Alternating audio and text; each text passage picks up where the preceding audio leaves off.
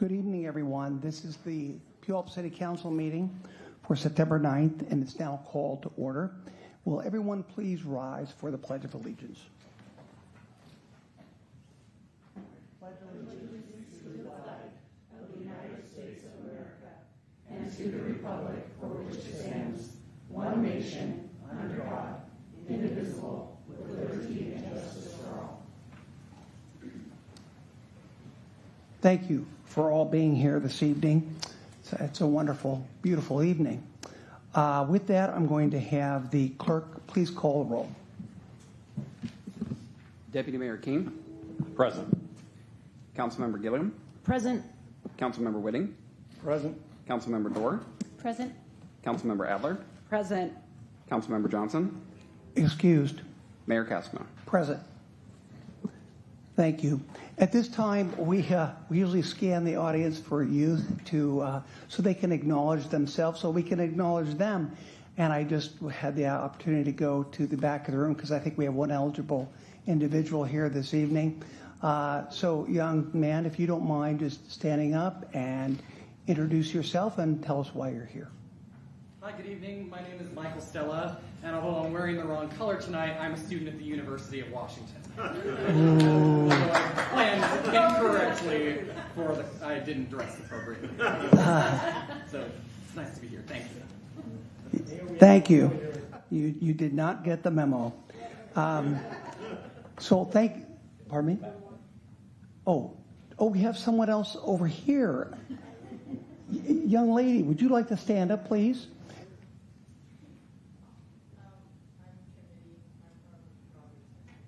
Is that your father? It is. Well, thank you for being here. It's wonderful that your father brought you to work and you can see what he does here. It's a very important job. So thank you for being here. Okay, with that, we are now going to move on to, is there anyone else? Just so I'm not surprised here. Okay, let's go ahead and let's move on to the, and by the way, the reason we do that and we acknowledge that every time is that the youth are the future of the city. And we like them to be here. We want you to know that you're very welcome to be here, to sit and engage in the various debate, but also tell us, why you're here. It's just very important that we acknowledge that. So with that, let's move to item 1 on the agenda, and that's the approval of the agenda. Is there a motion to approve the agenda as presented? Move approval. Second. Moved and seconded. All those in favor indicate by saying aye. Aye. Excellent. Let's move to number 2, presentations and proclamations. 23A. This is one of my favorite proclamations of the year. It acknowledges the Washington State Research and Extension Center, which is at the far end of the town. If you just take Pioneer to the east, you will eventually run into the Research Extension Center. It's one of the very valuable assets that we have in this community. We have a lot of stakeholders or key partners, and they certainly are one of them, to have the presence of a 4-year research university in the city of Puyallup. So with that, I'm going to read a proclamation. Every year we do have a appreciation week for our college system with Pierce College and the WSU Research Extension Center, and that's what this proclamation is for. So I'll go forward with it. Whereas the city of Puyallup recognizes the profound impact that higher education institutions have on the intellectual, cultural, and economic development of our community, and whereas colleges and universities contribute significantly to the local economy, provide valuable educational opportunities, foster innovation, and prepare students of all ages to become engaged and knowledgeable citizens. And whereas the city of Puyallup is grateful that Washington State University Research and Extension Center has been a beacon of innovation and education, serving as a national leader in agricultural research, environmental stewardship, and technological innovation. And whereas since the campus was established in 1894, the WSU Puyallup Research and Extension Center has been an integral part of the community committed to enhancing the intellectual, creative, and practical abilities of individuals, institutions, and communities throughout the Puget Sound. And whereas the 160-acre main campus is comprised of laboratories and offices, state-of-the-art greenhouses, a master gardener demonstration garden, the Washington State Stormwater Center, and associated low-impact development research installations, 6 acres of certified organic farmland, and several acres of agricultural and natural resource plots. And whereas the ongoing achievements and contributions of the WSU Puyallup Research and Extension Center embody the spirit and dedication and excellence that reflects the core values of the city of Puyallup and serves as an inspiration for generations of future Cougars. And whereas the city of Puyallup is excited to celebrate the WSU Puyallup Research and Extension Center in conjunction with the Washington State Fair. On Saturday, September 20th, 2025, during WSU Day at the Fair, as part of the city's WSU Puyallup Research and Extension Center Appreciation Week. And now, therefore, I, Jim Castema, Mayor of the City of Puyallup, do hereby proclaim the week of September 14th to the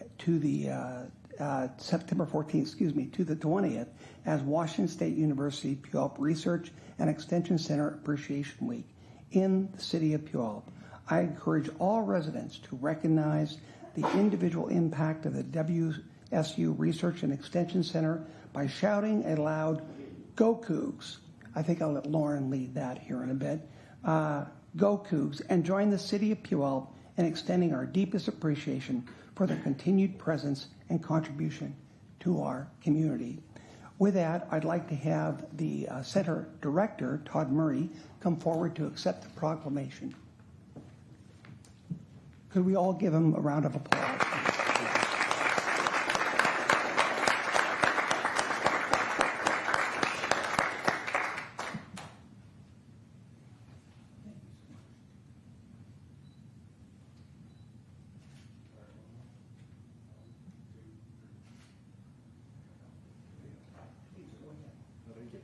Won't take too much time, but I'd like to read you some of the college's appreciation for this recognition. This relationship is a big deal for us, and how it lands on our organization is not lost, even though it's a huge entity.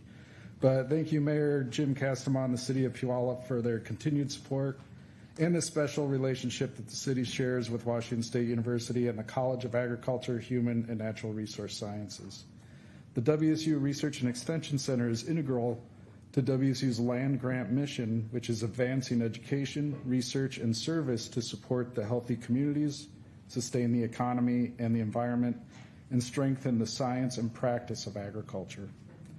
On behalf of Washington State University, the college, and the Puyallup Research and Extension Center, I want to thank Steve and his team, the mayor, city council members, especially Councilmember Lauren Adler, and the Puyallup community for recognizing the strong partnership that exists between our institution and the local communities across Washington. Nowhere is it more evident than here in Puyallup. Opening in 1894, that's a long time ago, the Puyallup Research and Extension Center is the first and longest serving center at WSU's portfolio, standing as a testament to the strong support and partnership with this community.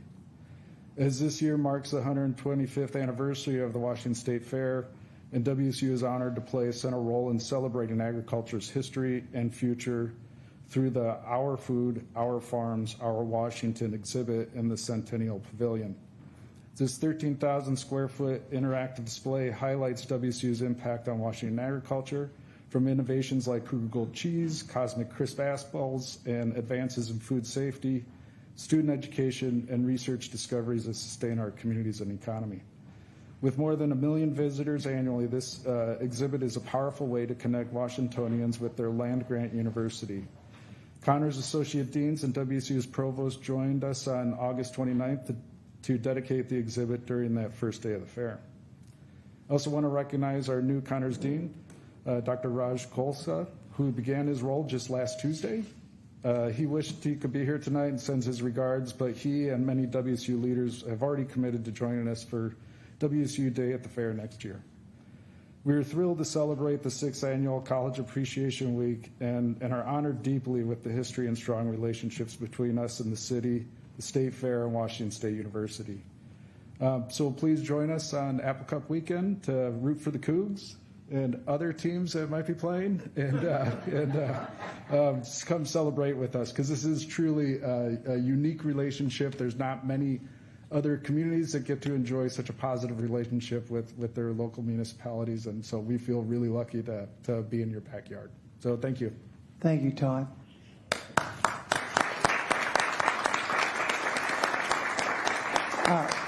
Todd, I do have a question. Now, the day with the fair at the Apple Cup, I had heard something to the effect where I believe there's a certain number of WSU alumni who get free admission. Is that correct? That's correct. Are Yes. those tickets already gone? I think we've already gone through all the tickets, but we're encouraging people that may have had change of plans to reach out and return those tickets in case there's other people in line waiting. So, Okay. Yeah. So, but the Apple Cup, though, for sure, spend it at the fair, correct? yeah, absolutely. Okay, Absolutely. good. It's an easier drive than going out to Pullman. Yes, that's very true. Okay. Thank you, Todd. Okay, with that, we're now going to move on to citizen comments. And if we could have Dan, our city clerk, read the guidelines for citizen comments, please. This part of the meeting is for general citizen comments. Please reserve any public hearing testimony to that section of the agenda. The mayor will call on those who have provided their names in advance. Then the mayor will call for other citizens who wish to speak. For the record, please state your name and address or city council district in which you reside. Please direct your comments to the council as a whole, not individual council members. All comments are limited to 3 minutes. The clerk will provide verbal notice when only 30 seconds remain. As a reminder, this portion of the meeting is council's opportunity to hear from the community and not a time to engage in debate. Lastly, per state law, this public comment period cannot be used to speak in support of or in opposition to a ballot measure or individual candidacy, and no such comments will be allowed. Thank you. Thank you, clerk. Okay, with that, I have got a number of people who've provided forms, and we'll have Don Cotton, please.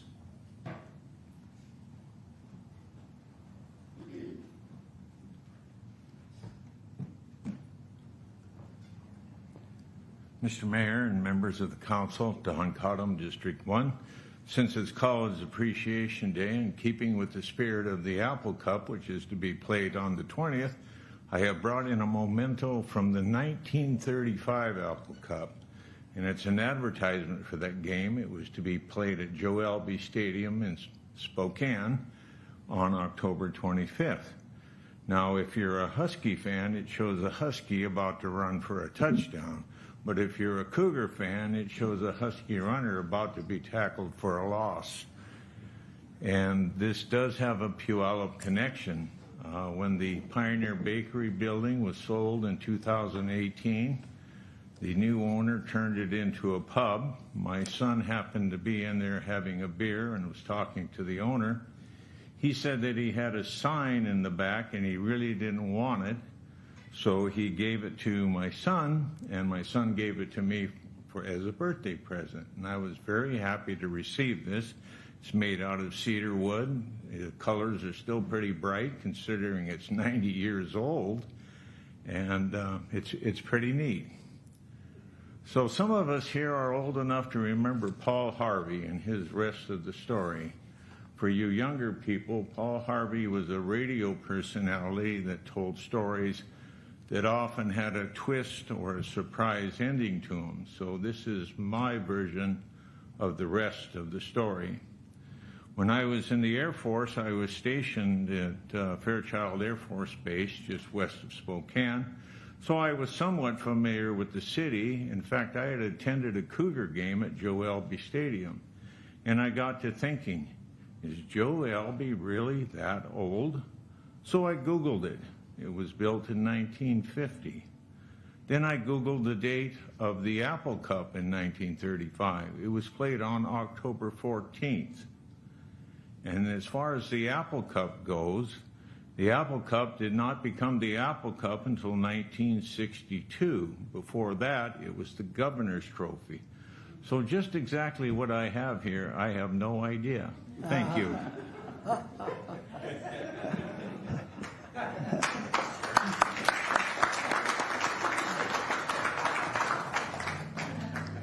Yeah, it foretold the future, it looks like. Kathleen McLeod, please. Kathleen McLeod, District 3, two-time athlete, University of Washington. Just saying. But I'm glad we're talking about relationships and time because I want to talk about numbers tonight. I was a director for International Student Travel Program at Eisenhower, Arnold Palmer, and Walt Disney started, Student Ambassador Program. So I traveled a lot, 34 countries, multiple times. Europe has things going back for 2,000 years, something that first time I went there, I was just in awe. The aqueduct, all those things that were built so long ago, so wonderfully. Ultimately, I went to Egypt. 4,000 years ago, they built the pyramids and all those other incredible things that are there that Napoleon stole as much of as he could and then put his general in as a pharaoh. Interesting how things happen. Here in Puyallup, we have indigenous people who have been here with DNA proof for 5,000 years, longer than the building of the pyramids. Seattle honored the tribes there in the opening of Seafair by saying they have been here since, wait for it, time immemorial. We celebrate 125 years of a fair that takes place on their land. The Puyallup tribe has been dishonored so many ways. The one thing that they had was the honor of being here in the way they honor themselves in their time frame, in that phrase, time immemorial. I am asking you to put it back. It was taken out. I don't know why you felt you needed to do that, but this is one major way that you can respect that we have taken their land. Do not disrespect them anymore. Put it back. Thank you. Thank you.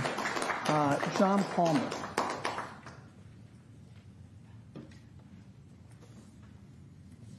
Good evening, Mr. Mayor and council members. Good to see you tonight. John Palmer, District 2. I'm going to speak on two issues tonight that I'm affiliated with nonprofits, Forever Green Trails and PMSA. Before I get to that, though, I got to say go Cougs, of course. Glad to be here tonight. Unfortunately, I can't make the fair event because I'm going to be in the stands rooting for the team in Crimson. So anyway, that'll be fun. And that's really cool that that's going to be there at the fair. First thing I wanted to say, following up from Larry Levine's comments, he was with Forever Green Trails, talking about the city's partnership, Forever Green Trails partnership with the city to raise money for the Riverwalk Segment 5. And as explained last meeting, we're raising money to help the city in a grant competition. So because it really helps with scoring points.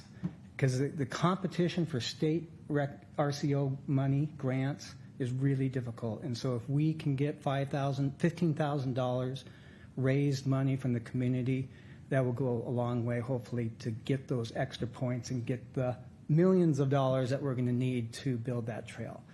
And that trail is, it's just one segment, but it's completing the Riverwalk Trail, which is great in and of itself.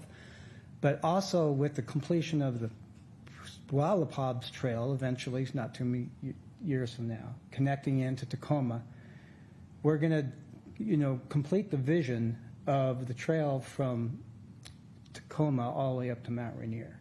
And that's a big deal. That's a national deal. That's a regional deal. That's a national deal to have that connected trail. The more people we have on the Riverwalk Trail, by the way, the safer it's going to be. And so it's a small piece, but it's a piece of a huge picture. So we're trying to raise money. So help us get the word out, please. Second thing I wanted to say is National Nights. I hope some of you were able to get there.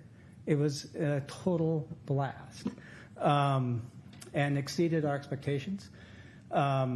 We set out to do three things.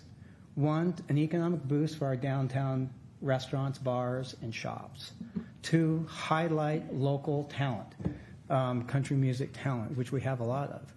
And 3, create a wonderful community event. And man, did we do that. So that was super exciting. We had tons of people. Unfortunately, had to, people were in lines, couldn't even get into the places. It was packed. But it was super exciting. Putting B&O dollars to work. It didn't cost a lot of money, but that's how we funded it. You guys contribute to that, and so that's all going to that process. I want to give a shout out to Lexi Ames. She was the one that spearheaded that and got it all planned. And so let's thank her for that effort. And I think I'm out of time. So thank you. With that, Chris Chisholm.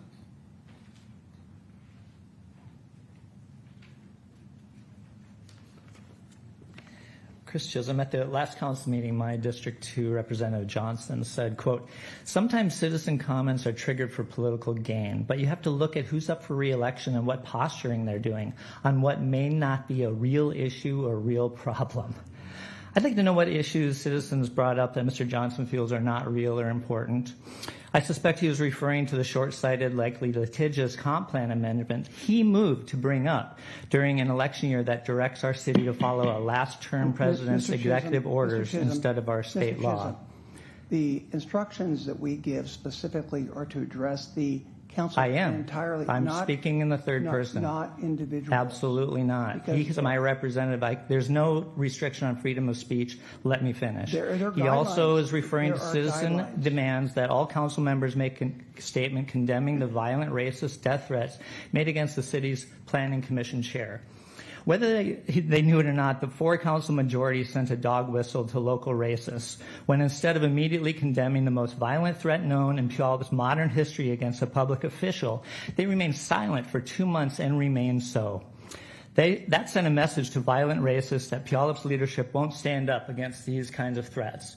When called out on this silence at the last council meeting, Mr. Castman instead read aloud an internal memo he said he only sent to local or fellow council members saying, quote, "The city of Puyallup condemns violence and the threats of violence. We are dedicated all necessary resources to finding who's responsible for this letter," but failed to share when he sent this underwhelming memo.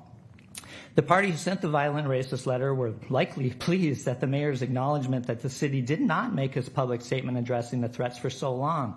And those of us who expected a response from the 4 silent council members or from city management on the website or from the police department on their social media sites have been appalled at the silence all along.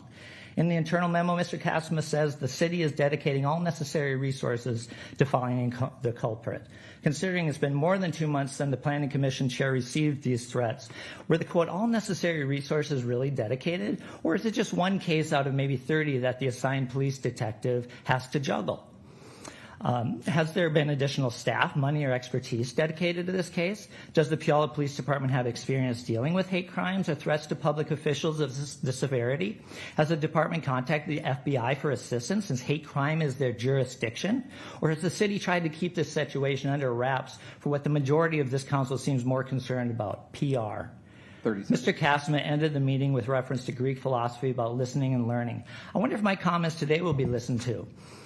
Or will they be cast aside with additional rationalizations? Or whether we'll learn that real leaders stand up for their constituents, speak out, and boldly state that threats against any resident, including our public officials, will not be tolerated in Puyallup, making it absolutely clear that the party responsible for this hate crime will be brought to justice. Tonight, like every night in the past couple of months, I'll pray to hear in the morning that City Council is finally united to declare condemnation of this threat in our community and that the culprit has been apprehended. So we, along with our friend at Planning Commission, who bears this burden without you proactively reaching out to support. Excuse me, we're going to have to shut the mic off. Okay, we're going to have to shut the mic off. Mr. Chisholm, you repeatedly disregarded personal attacks. If Mr. Johnson was here, I would give him the opportunity to respond. I will only respond by saying I did, in fact, cite the letter that I had written on August the 6th that went out to any individuals, and a number of people did contact my office. And just to repeat that letter that went to my colleagues and all citizens, and that is the City of Puyallup condemns violence and the threats of violence.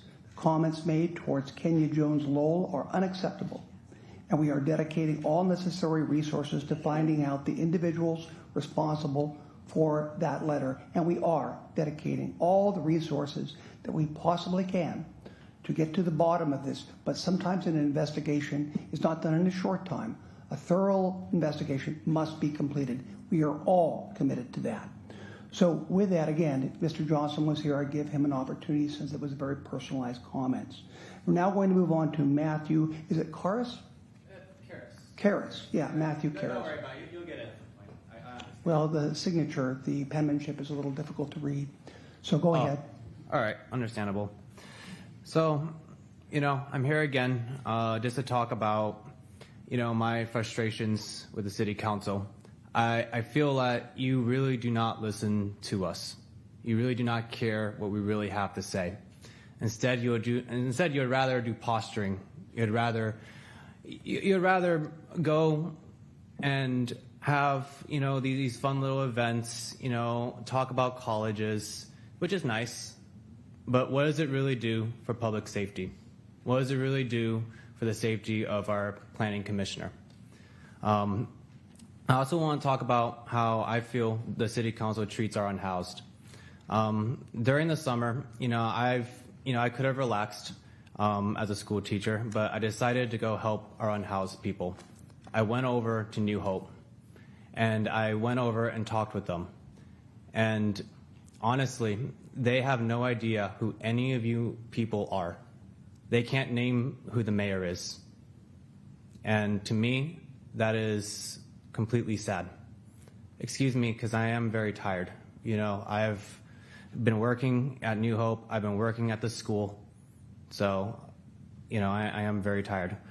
I just believe that if you really want to enact change, instead of just trying to grab voters, really reach out to people, talk with them, talk with the unhoused, go really see what their needs are, treat them with equity, treat them with kindness. I would really love it if y'all would make a hot meal maybe one of these days and bring it over to New Hope. That would really make a really big difference. Maybe saying hi to some of the children that are there.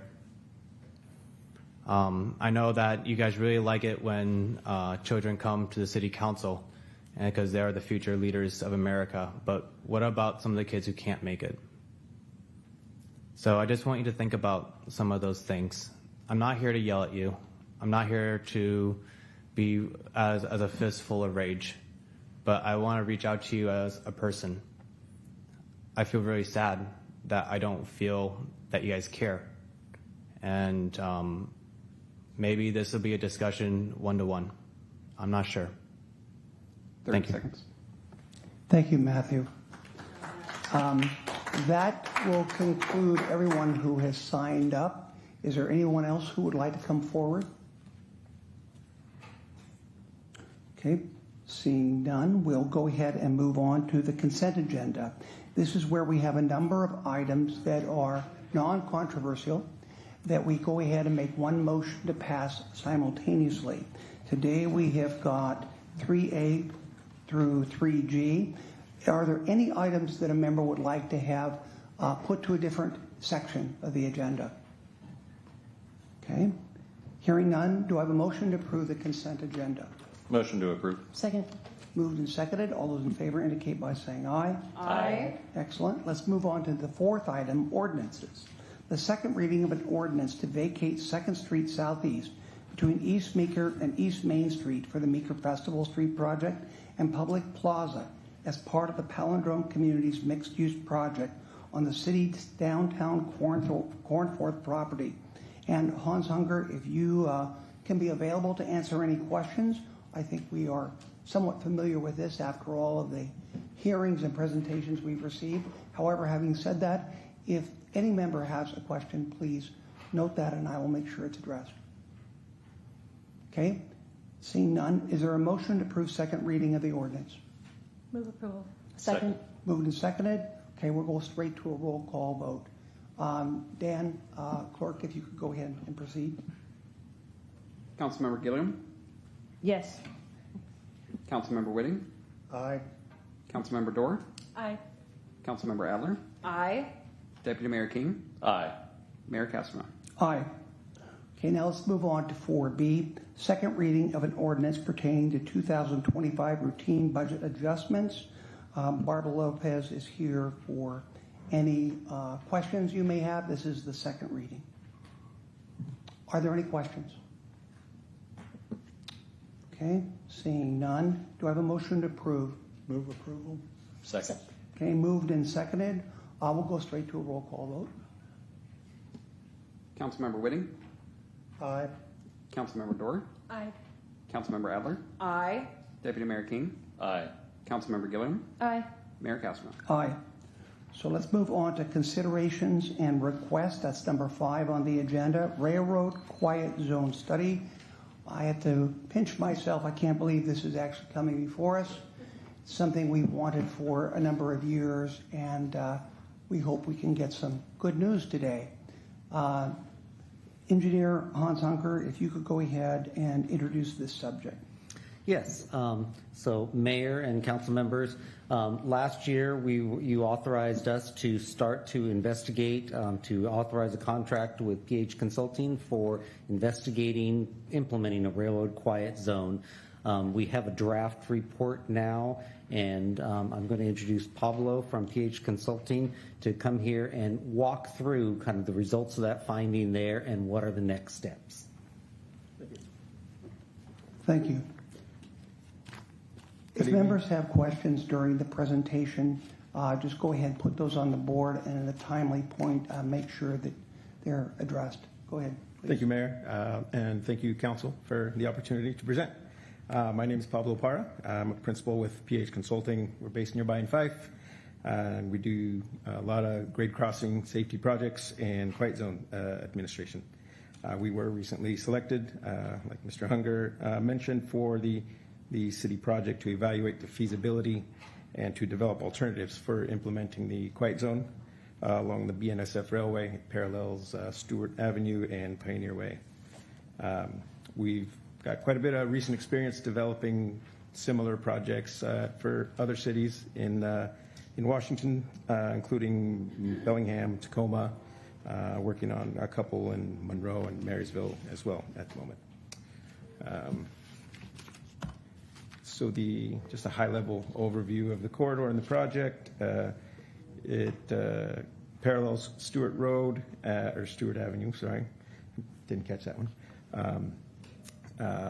And Pioneer through the downtown, across 7 public and 1 private crossing within the city limits, as well as 1 proposed crossing that's actually within Pierce County's jurisdiction. The corridor begins at the west end of this, just outside the city, at that Pierce County crossing at Stewart Avenue, and it extends for about 3.5 miles through 15th Street southeast at the east end of the corridor.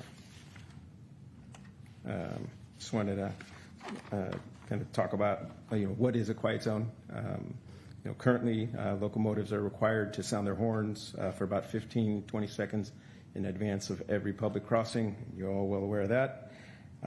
In 2005, FRA established a process where cities can apply for and create quiet zones, and that's where we began. So a quiet zone is a minimum half-mile segment of railroad where the operators have been notified by the public authority, which is the city in this case, to cease sounding the horns.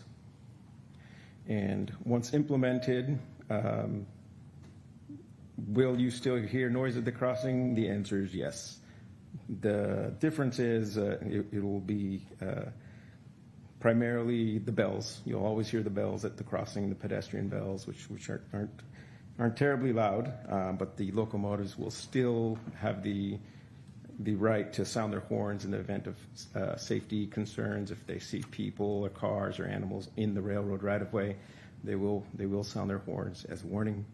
If there's any malfunctions of the active grade crossing devices, they'll still have the authority to sound those horns as a safety precaution. And at any time sounder trains are stopping and departing stations, when they leave, they're typically going to routinely just sound that horn. It's not going to be the long 20-second long blast. It's going to be that short burst. But even when we're able to implement the quiet zone, you will occasionally hear some horns and those bells at the crossings. So how does the city establish a quiet zone? Well, there's three basic options for how they're done. The first one consists of installing what are called supplemental safety measures at every crossing in the zone. SSMs, supplemental safety measures, can be 4-quadrant gates. Currently, every crossing has 2 gates, 1 on each approach. 4 quadrants is adding 2 more on the exiting legs of each crossing. Adding medians, qualifying medians. Some of the crossings already have the little C curbs across on approaching to the crossings, but the FRA qualifying medians would require building those up a little higher and a little longer. Or the third option under the SSMs is to convert streets from 2-way to 1-way, which you have a couple of those already, and but converting others is challenging, particularly with network impacts. And then closing crossing is your other alternative. If you implement one of these 4 at every crossing in the corridor, you automatically qualify. That can be a very, very costly approach, particularly with the 4-quadrant gates, because that typically requires upgrading traffic signals, railroad signals, and that is not the approach that we're pursuing currently in the recommended process. Excuse me, did I hear you correct, though, that if it's a 1-way, you don't have to do that? The 4-quadrant gates don't apply? Correct. Okay. So Meridian and Second would not apply. So 4-quadrant gates would not apply at that crossing, no, because it is 1-way. But 4-quadrant gates is a treatment at any 2-way crossing. That is an automatic qualifier for that crossing. If we were using option 1. Options 2 and 3 are both based on a national risk scoring criteria that the FRA created. The QZRI means it's Quiet Zone Risk Index. So every crossing in the city has a quiet zone risk score based on its risk profile, collisions, traffic volumes, trains, number of trains, speed of the tracks, all those things get factored into the FRA's formula, and every crossing gets a score. And the corridor has an average score, and our goal is to get that average score below the national average. There's 2 metrics. It's the number 2 there, and SRTs, the nationwide safety risk threshold. There's a glossary of terms on the last page of the report also for these, or the risk index with horns. I have highlighted here in red because these are the ways that I'll talk about on the next slide that we're able to identify that the city has already qualified based on all the available data that we've collected so far. But the way you get if your average score isn't already below those 2 scores, you can apply the supplemental safety measures at any one of the crossings. It doesn't have to be all of them, but in order to qualify, in the first category, if you do it everywhere, you automatically qualify. You don't need FRA's approval. You have the authority to implement it. Following the second and third, you still would automatically qualify if we get that score lower than those thresholds by implementing one of those 4 at however many crossings is necessary to accomplish that. And as we're evaluating the criteria and the scoring, I'll move on to the next slide here.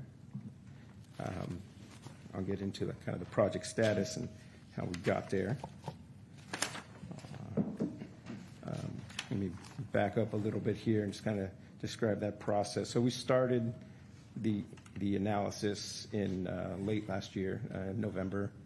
And we did the inventory, collected the traffic data, collisions, the existing FRA inventory, and what you have up on the slide there is a snip of the FRA's quiet zone calculator tool that it's a web-based tool that the FRA created, and so when we defined the corridor for the city of Puyallup, we're able to determine what your risk score is, what those other thresholds are, and when we identified or included the existing one-way streets that are already there, that brought your score down to below the risk index with horns, which qualifies you based on that rule, just out of the gate.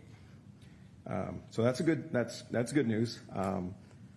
That's the first part of the process, and so the next step is engaging with the railroads, with the other stakeholders in what's called a diagnostic site meeting.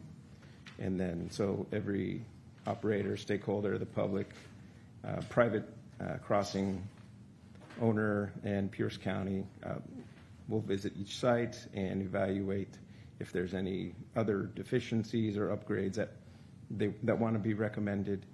And we do recommend some minor improvements at each of the crossings to signing and markings and things that would enhance the safety, because ultimately, we still want to maintain and improve, the safety of all these crossings, within the FRA rule guidelines.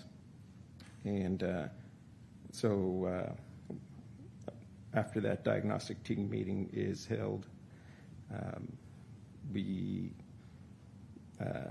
will coordinate with the railroads if we come to an agreement consensus on what the improvements need to be or what they should be, then we can move forward to issue what's called the notice of intent. And I will move on to the next slide. Excuse me. Yeah.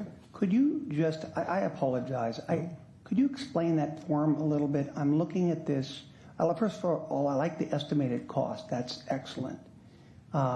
It's zero, by the way. I know that that's just not true. Yeah. But I like it for this slide.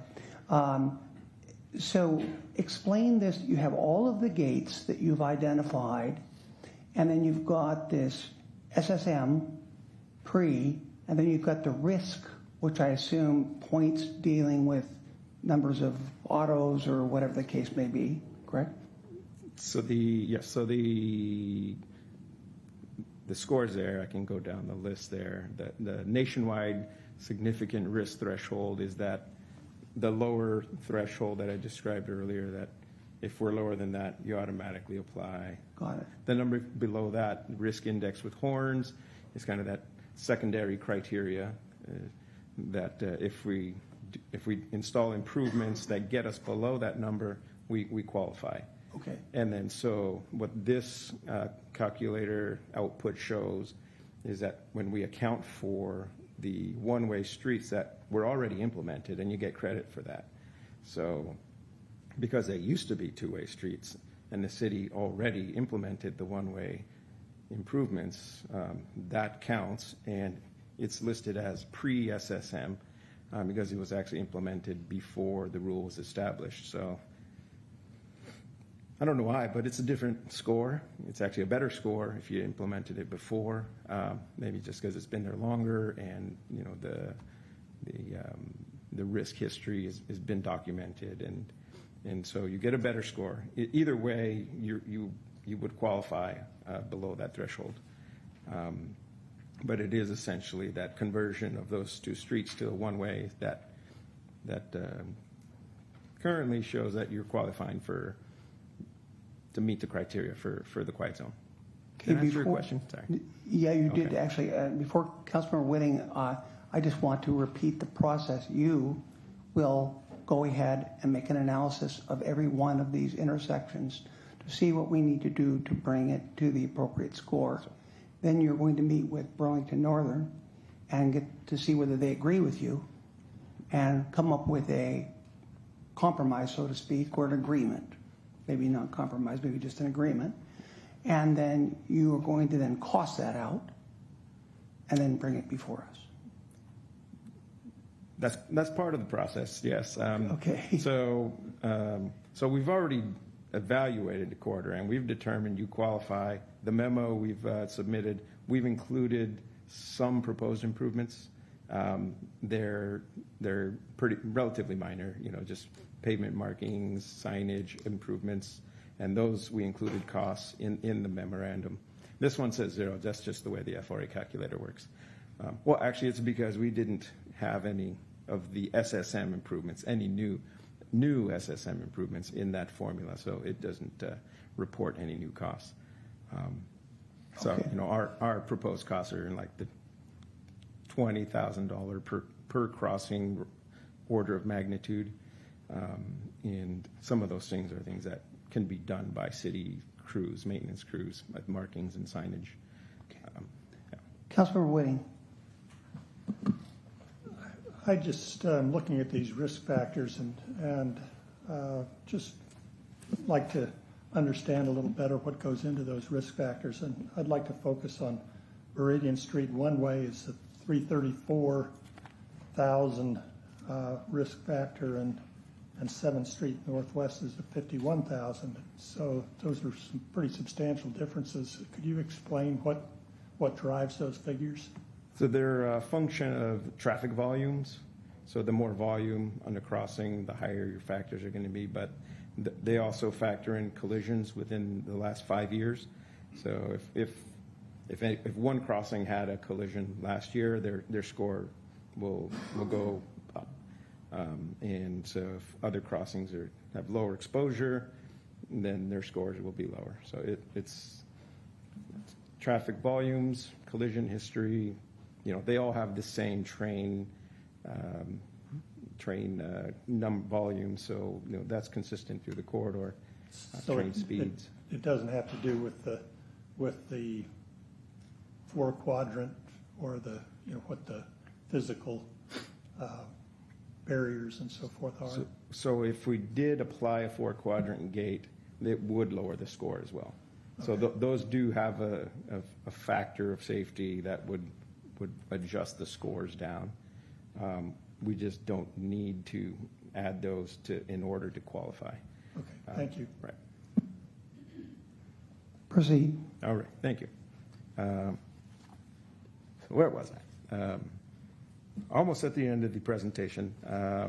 Was talking about next steps. So we currently are working with Burlington Northern Railroad to authorize them.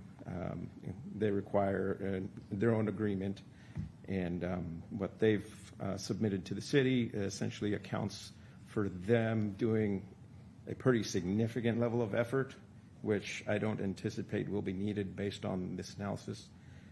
So if you were doing major improvements at every crossing, major signal upgrades and major improvements, that's kind of the level of effort that they've assumed in that estimate. So once we get through that diagnostic meeting, then we'll have a better understanding of kind of where BNSF's response to the report will be. All of this information is based on the data they've submitted to the FRA inventory report, so it's based on BNSF's data and the FRA calculator. So there's not going to be a whole lot of discrepancies. There shouldn't be any discrepancies in what we've based our analysis on and what the discussion is.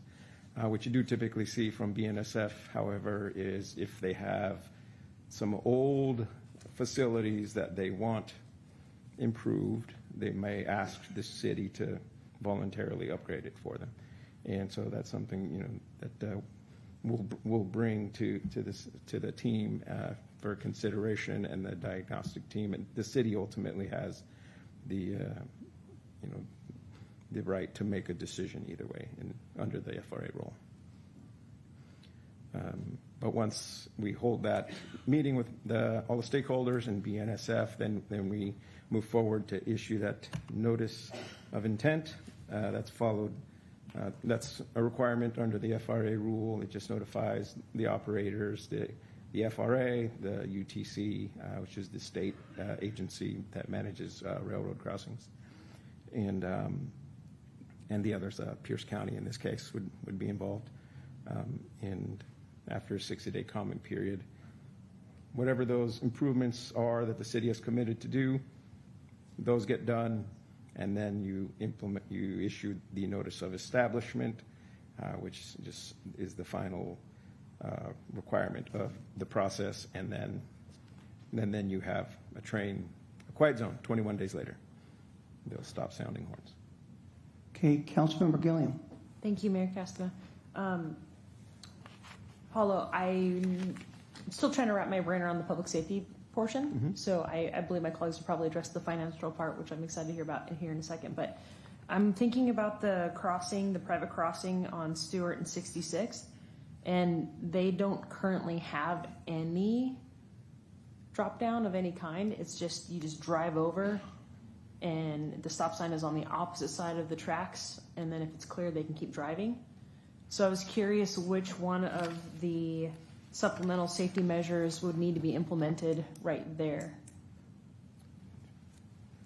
Private 66. It's the second one from the... It's actually the last one, all the way down on Stewart. Oh, the last Past Stewart Crossing. If you take a left, there's literally nothing in that intersection other than a stop sign. Yes, the most west. Thank you. Most western. There's some flashing lights, but that's about it. So every crossing in the cities in this proposed corridor has lights and gates. I'm not Well, sure. I would like to ask then if that's part of. If it's out, So that the horns would come back on at that point. Then I if it's a private crossing, apologize. No. If it's a private crossing outside the city limits, we didn't consider that. However, BNSF typically doesn't sound their horns at private crossings. Fascinating. So they probably, they're probably sounding them now just because they're sounding them at the adjacent public crossing. So they wouldn't otherwise sound them just for a private That makes crossing. me a little concerned, to be honest. Yeah. Because if we're going quiet and then that one intersection is there's lights, but there's absolutely no drop down. And I know a lot of our citizens drive through there because I'm one of them. So I'm not trying to create an issue for Puyallup, but I also would like to put that on your radar. Yeah, no. Because I want to make sure people are safe. We'll definitely look at that. If that is in fact in county, then the county, or Pierce County, may in fact help fund any of those mechanisms Fantastic. to make it comply. I'm just throwing that out there. It's county. Yeah. Oh, yeah. Sorry, go ahead. So my council, are you talking near Farm 12? No, opposite direction. Opposite direction. Towards the west. Yep. Yeah. Yes. So the last crossing that we considered in this analysis is the Stewart Avenue crossing in Pierce County, and then just east of there's a private crossing that does have lights and gates. So that is the one, if it's by Stewart Crossing Development going west, that's the one I'm most concerned about. So I just not sure if that's something we can even process here because it's not in city limits and it's considered county. But I believe that needs to be considered. Yeah. You can check to make sure we've got the right one because that one does have gates on it. Even though it's private, it does have gates on it. So I want to check with you to make sure. Yeah, I drive it regularly and there's no gates. There's nothing that drops. It's between 68th Avenue and 66th Avenue off of Stewart, turning onto the tracks there. Okay. No, it's something we'll definitely look into and report back. Councilmember Dorr. Thank you. I just had a question when you said that if BNSF has old facilities, they may ask us to update that. What is considered a facility?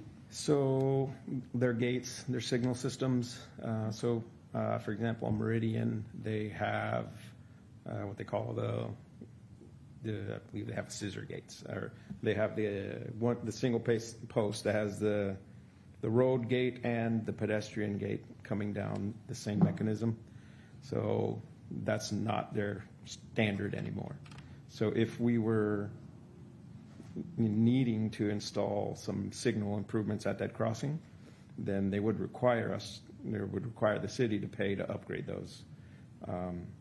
But since we don't need to implement any additional signal crossing improvements at that crossing, then we don't trigger that, that requirement from them. But they're still gonna, comment that this gate doesn't meet their standard. That doesn't mean it doesn't meet the quiet zone standard, and it doesn't mean the FRA requirements. It still meets those. Okay, thank you. Councilmember Adler. Thank you. I'm curious if you can shine a little bit more light on the timeline. And I'm just curious, over under the entire process, if we were to move forward and implement, what is that over under total timeline? Great question. So, well, I'll stop and amend my own question, because I recognize that might be a tough question to answer pending, which actually was my second question. FRAs, how quickly FRA reviews and approves applications, which my second question was going to be, have you seen, as you're working on with other jurisdictions that are interested in implementing the same quiet zones, regardless of where they are in their own process, have you seen any delay in FRA in the application process, the approval process? I'm curious on that, and if that then dictates how long the process is, or where the choke point may be. So, I guess to start answering, assuming the proposal, the recommendations that we've made is, agreed to or not disputed, I won't even say agreed to, then, the timeline I had up there, after that diagnostic meeting is set up, which the agreement with BNSF has to be authorized, so that could take, a couple months to, we're kind of in that time of the year where BNSF doesn't do a lot of field work as they're getting into their prime rail activity season. But I can see us having that diagnostic meeting within the next 3 months. Then, assuming that's going to plan, maybe another couple months to follow up on that, and then any improvements that are agreed to, if it's the level that we're recommending, that could be, if it's city forces, however long that takes, or if it's a small works contract, I'd say another maybe 3-4 months to do that work. Yeah.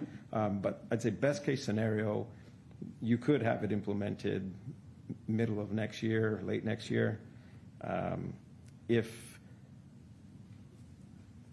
If there's kind of some unexpected issue with, if BNSF say the information they included in their inventory report is not accurate, and it requires an upgrade of signal improvements at a crossing, that would require some design, some coordination, and some more significant construction effort. So depending on what that might be, that could extend that 6 months. But we're still, the FRA part, there wouldn't be a separate FRA application or approval process, because we meet the requirements for the quiet zone under the rule. So FRA is along for advising and for offering their input, but there's not under the the public authority that the city has under the rule. You don't need FRA's approval.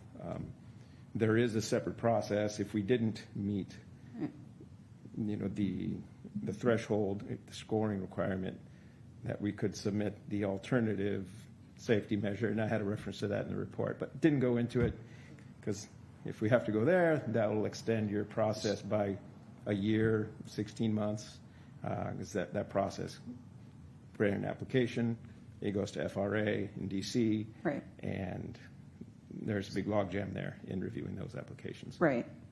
And I know that I'm not going to hold you to any timeline that you share here. I just want to be clear. But it sounds like essentially you're saying overall, over under, all in, 9 to 12 month process. Is that average for what you usually see with other jurisdictions? Not at all. It's probably one of the quickest if we're able to get there. Okay. The quiet zone process can be extremely time consuming. They're generally lowest priority projects for the railroads. Mm-hmm. They're not advocates of them, and they have bigger fish to fry, so they spend their time focusing on major improvements that they need to do to support their main business functions, and they come to the table because they have to. And if there's something in it for them, that helps. But in this case, there wouldn't be. So we're going to be a low priority. But they are a good partner. Yeah, they are. They are, and they're honest partners. Yeah. But they're a business, and they have their priorities. Okay. Right. And just to put a cap on it related to the FRA, so you're saying that the FRA essentially is hands off so long as we meet their requirement. There is no crosswalk or box to check at the end of the process or as we are actually going through implementation where the FRA reviews and gives a signature sign off of great. It's just, am I understanding you correctly? So under the process, they will be involved Yes. in the diagnostic meeting. They'll Yep. be invited to the, because we have a private crossing. Right. That triggers the requirement for the diagnostic meeting and their involvement. But because we're not following what's called the public authority application process, where we need approval of an alternative scoring process, then their role is to essentially advise. They're not approving anything. Yeah. So they're going to be there offering their suggestions. If we find there's some major safety deficiency that just didn't materialize or didn't present itself earlier, then we'll come to an agreement on how to address that. But otherwise, there won't have a final sign off on anything there. I am very familiar with how many of our federal agencies work, and really the basis of my question is mostly curious on how that process or their involvement is related to how that can impact the timeline. So I understand what you're saying, and thank you very much. My pleasure. Yeah. And we have one federal rail administrator in the region out of Oregon, and they cover the whole region. So scheduling is also. So could you give us a parameter of time frame here? Parameter? I'd say optimistically, assuming BNSF is authorized, we could, within 9 months, be, sending that notice of establishment for having a quiet zone. That's truly 9 months to a year. That's truly amazing. Yeah. I can't. That's so hard to believe. I received a letter from a man who lives right. He no longer lives there, but he lived on Stewart, and his wife passed away due to cancer. He has cancer, and he moved away. He said that when the train went by, in his house, he would close the windows, and the decibel reader was 106 decibels, is what he would undergo. And I put that into the computer to see what that would do to an individual constantly exposed to that. It does have severe health concerns at 106 decibels. The irony is that he sent a note to Burlington Northern inquiring about their train whistles, and the response that he got back was, "Don't worry, because our whistles are now clearer and louder." Completely opposite of where he wanted to go. And his ultimate conclusion was to move. So this is a tremendous godsend to this community. So I would, you say 12 months, I think that would be excellent, given the fact that I thought this would take even longer than that. And it is that, it is a pretty unique situation, compared to what I've seen elsewhere, where the city already qualifies. So now we're at a point where we're kind of trying to figure out just the process and not trying to qualify. Well, if you need any, I think the individuals up here on the dais have a federal, have a plethora of connections on the state and federal level. I know the railroads are kind of their entities in and of themselves. I understand that. They have a lot of kind of autonomy. But nevertheless, I think if you need any assistance in moving that process along, I think that there are, if you put it to us, I think we can come up with some resources to make sure that that proceeds post-haste. So with that, any further questions? When will we see you next?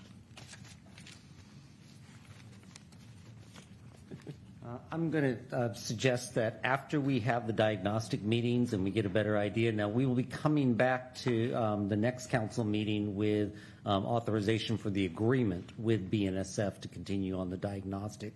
But after we get done with those and get a little better understanding of what are the other entities going to require on something like that, then we'd come back and notify you guys. Okay. I'd like you to also pay attention to ferreting out the situation Councilmember Gilliam discussed. Just bringing clarity to that so we all know what we're doing, so nothing is going to be a glitch moving forward. Agreed. Thank you very much for coming forward. That's tremendous news. Thank you, Mayor. Thank you, Council. You're very welcome. With that, we're going to move on to 5B, selection of operation for city-sponsored farmers market, Santa Parade, Meeker Days, and Thursday night market. We have Cody Geddes, Park and Recreation Director, who will come forward with this presentation. Cody, thank you for being here. Thank you, Mayor. Mr. Thank Mayor? you, Council. Yes, sorry. Excuse me, Councilmember Dorr. Thank you. I apologize. So I will be abstaining, abstaining from the first three RFP items, and as such, been advised that I should leave the chambers. I will come back when we get to the night market. Thank you. Okay. Okay, with that, proceed, please. Thank you, Cody Geddes, Parks and Recreation Director, here to talk about the city-sponsored special events. Why are we here? We're here to review a request for proposals for city-sponsored events and select vendors for the Puyallup Farmers Market, Meeker Days, Santa Parade, and the Thursday night market. Just a little bit of background here. In 2018, City Council implemented a request for proposal process for these city-sponsored events. And this is our third round of that. And in 2023, Puyallup Main Street Association was awarded and operated the Farmers Market, Meeker Days, and the Santa Parade. And the Generous Influencers were awarded and operated the Thursday night market. This July, we put out the request for proposal and advertised it. And on August 15th, proposals were due. Puyallup Main Street Association submitted for the Farmers Market, Meeker Days, and the Santa Parade. And Generous Influencers submitted for the weeknight, the Thursday night market. We did not have any other proposals. A quick breakdown of the farmers market, the pavilion rental costs. Here we see the $920 per Saturday for the farmers market. That ends up being a weekly discount of about $1,800. And the night market's $420 per Thursday with a weekly discount of $680. And just an asterisk to that, on Saturdays, we do still rent the pavilion. In Saturday afternoons, I'd say we're about 90% capacity after the market, so a lot of weddings and parties after the market on Saturdays, and then the night market runs during our Thursday night concerts, where we generally wouldn't be renting the pavilion. Once again, Farmers Market, Meeker Days, and Santa Parade, PMSA was the only submittal, and no major changes on that. And the Thursday night market was just the Generous Influencers and is also in the council agenda packet. Council decision just asking to award the 2026 through 2029 contracts. And both PMSA and Generous Influencers have representation here tonight, and so if you have any questions, I'm happy to answer or happy to bring anybody up. Okay. It's up to the discretion of the organizations if they'd like to come forward. Councilmember Whitting? You showed the amount of the rent reduction. That is the only contribution by the city to these events? Streets department also closes streets down, so there is some for that, and then also park attendance. There's on Saturday mornings we have to ramp up our park staff, and then there's a disposal fee for the garbage that they also get charged for. Yeah, but no other financial considerations. No. Thank you. Okay, with that, again, if anyone would like to come forward, and if they choose not to, I would then entertain a motion to authorize an agreement with PMSA to operate the Saturday Market, the Santa Parade, and the Meeker Days Festival. Do I have such a motion? Motion to approve. Second. Moved and seconded. All those in favor indicate by saying aye. Aye. Okay. Could we have someone from staff please go get Councilmember Dorr? City manager did go out and grab her. Oh, he did. Okay, good. While he's doing that, I would entertain a motion to authorize an agreement with Generous Influencers to operate Thursday Night Market. So moved. Is there a second? Okay. With that, we will wait till Councilmember Dorr gets situated. All right. With that, Councilmember Dorr, we're voting on the motion to authorize an agreement with Generous Influencers to operate Thursday Night Market. All those in favor indicate by saying aye. Aye. Opposed? Okay. With that, we're now going to move on to City Manager's report. Mr. Kirkley. Yes, thank you, Mr. Mayor. First of all, I do want to just acknowledge, I know certainly council members will talk about college appreciation event and involvement that a few of you have had, but I do want to acknowledge from a staff perspective, Dan Vessels, Jr., our city clerk, who's been very involved in that. So thank you, Dan, each year for continuing that tradition. Next meeting is on September 23rd. There'll be two items, substantive items. At this point, one is dealing with the sewer service area, and so staff will be presenting to you on a potential interlocal agreement revolving around our sewer service area. And then the second issue is on land use code process improvements.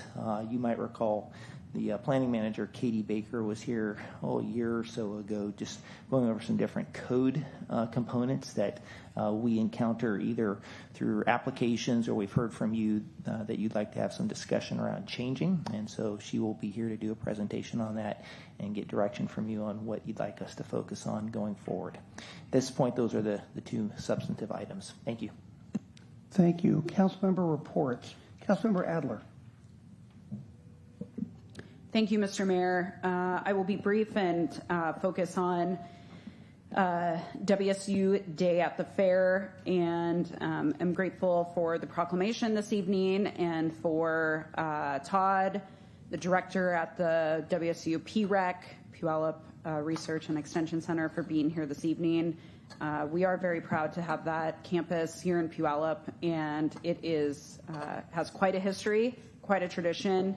And as a Coug fan myself and come from a long line of Cougs, it is really something to have that campus be part of our community for so long. I too would like to echo the city manager's comments, thanking our clerk, Dan Vessels, for helping and writing with me and my ideas, along with WSU and the Washington State Fair. Dan has put in a significant amount of work to ensure that we have essentially sold out of our tickets to the event on September 20th. And it is really remarkable how far along this has come and how successful it has been. So thank you, Dan. Your hard work does not go unnoticed. So just quickly, I'll highlight a little bit more about the event. So we're hosting a celebration in honor of College Appreciation Week and WSU Puyallup Research and Extension Center and its longstanding connection with the fair and the city. The fair also is designating the day WSU Day at the Fair with the theme of Fair Divided. All are welcome to the WSU event, but it is WSU focused. But of course it is Apple Cup, which is a little strange. The second year in a row that the Apple Cup has moved from Thanksgiving weekend, so it's a new era. The event will be hosted at Outpost 47, which is near the Blue Gate at the fair. We have sold out of tickets, free tickets, which also include entry to the fair. But we do have discounted tickets offered for general fair admission via the link at the city's website. If you did sign up to participate and were able to get a ticket, the tickets for entry were distributed via email last week and came directly from the Washington State Fair. And the VIP entry tickets can be picked up in person at Outpost 47 on the 20th, beginning at 3 p.m. So the VIP doors will open at 3 o'clock, followed by a special presentation related to the PREC at 3:30. And of course, kickoff is at 4:30 p.m., which will be live stream on a huge screen inside the VIP area. We will have refreshments, which include Cougar Gold mac and cheese, along with other WSU-themed refreshments, and Ferdinand Grabbers, which if you did go to WSU or you know anything about the campus, you know Ferdinand's and you know how good the ice cream and the Grabbers are. And those will be distributed at halftime. We're excited. We're grateful. We have two fabulous higher education institutions here in Puyallup, and I am grateful for my colleagues' support, and I hope to see everyone at the Washington State Fair on the 20th. Go Cougs! Excellent. Thank you. Councilmember Dorr. Thank you. I just want to give a quick update on Central Pierce. As I've reported in the past, that they had a merger vote, which has passed. It will not take effect until January, but as such, they are revisiting the need for the ex officio position with the district, and I've been asked to meet with the chairs to discuss that. When that agreement was entered into, the city of Puyallup did not have a commissioner elected from the city of Puyallup, which has since changed. This last election cycle, that one of the commissioners, the chair of Central Pierce, is a Puyallup resident.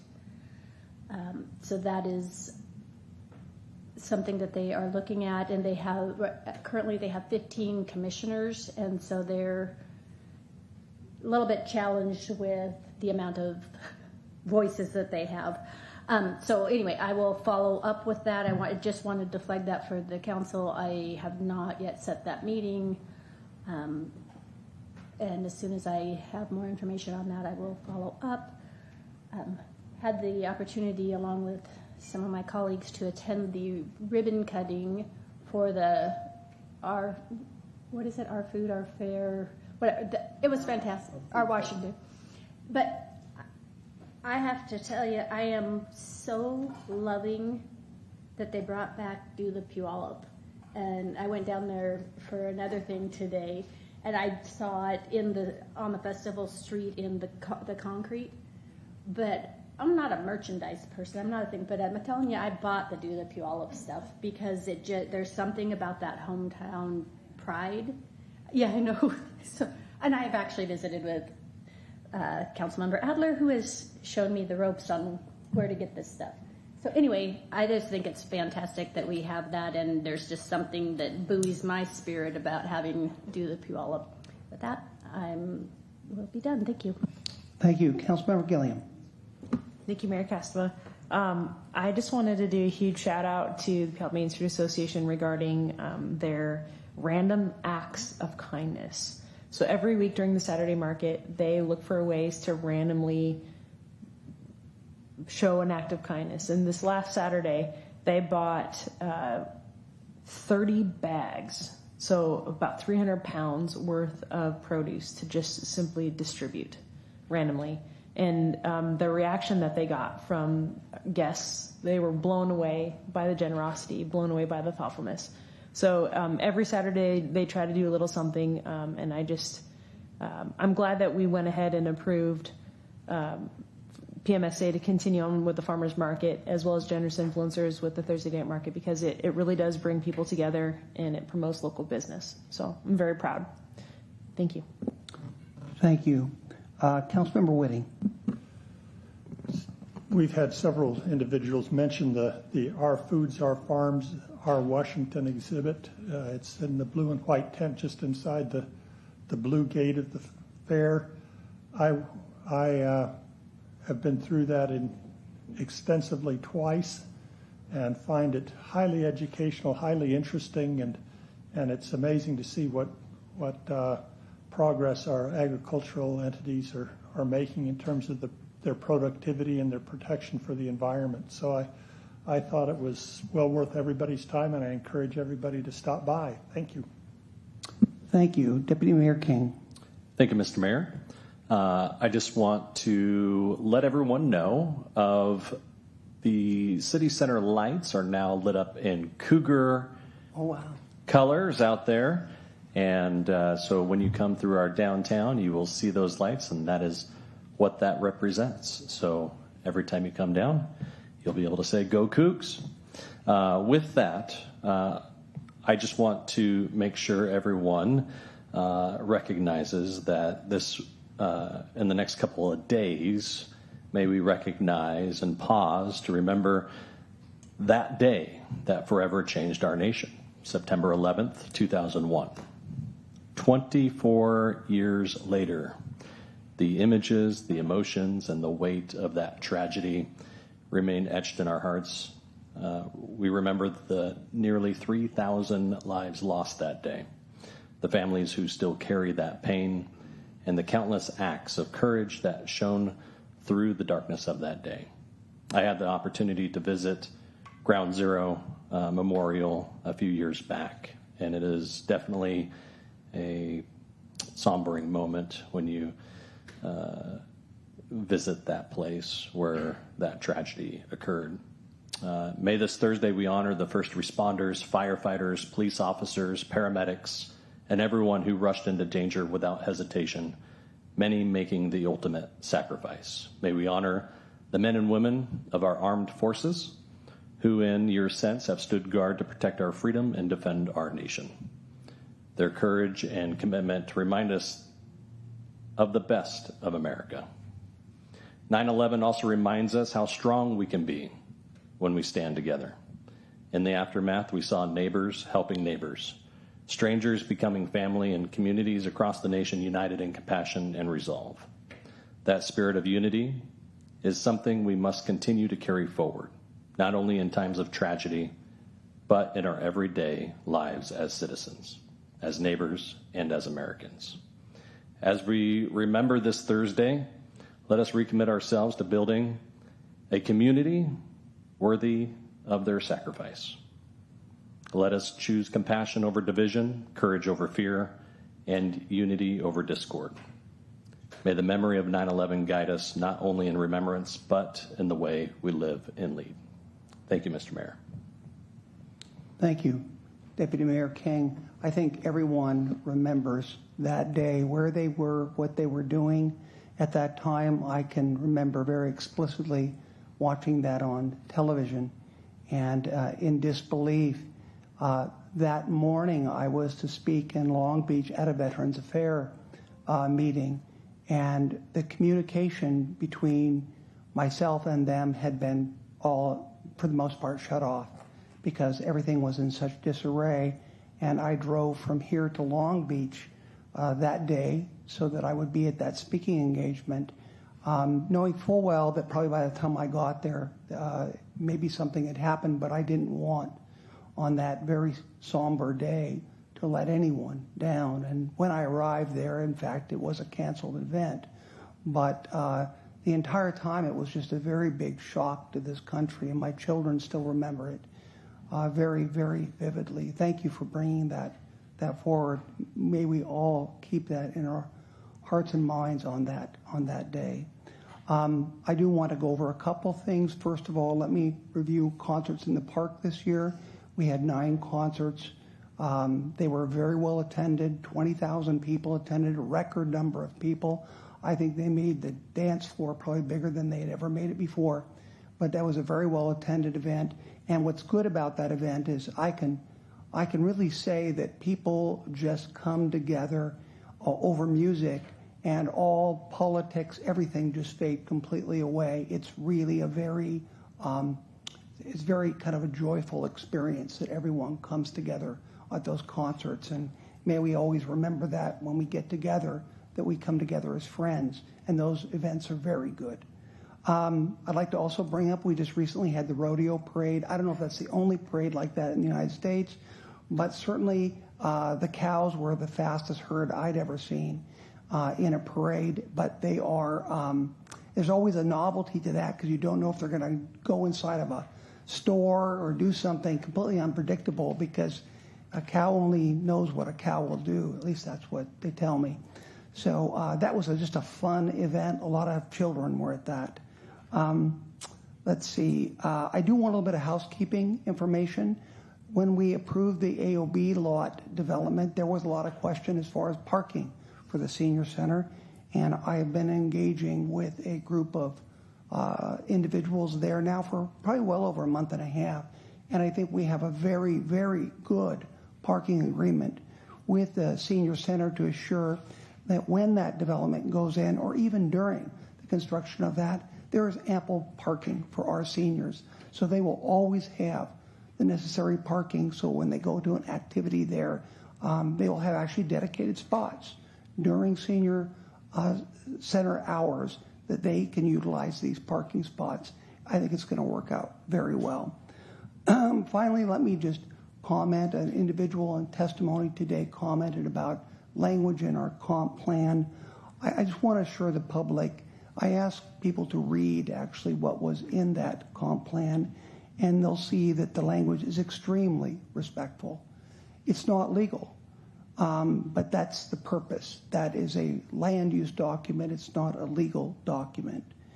I assure everyone that we work very closely with the Puyallup tribe through the land settlement agreement.